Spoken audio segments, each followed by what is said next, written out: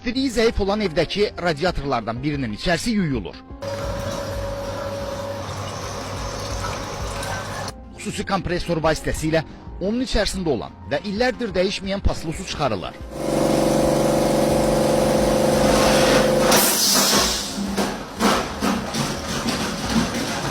Havalar soyduğundan artıq bəzi ev sahibləri evlərinin kombi sistemini və radiatorlarını bu cür təmizlədirlər.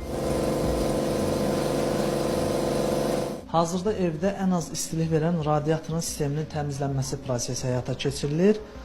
Görürük ki, həqiqətən də sistemdəki su həddindən artıq çirklidir və içərisində müəyyən ərklər var. Bu isə radiatorun istilik effektini kifayət qədər aşağı salır. Bu tam təmizləndikdən sonra istilik tam şəkildə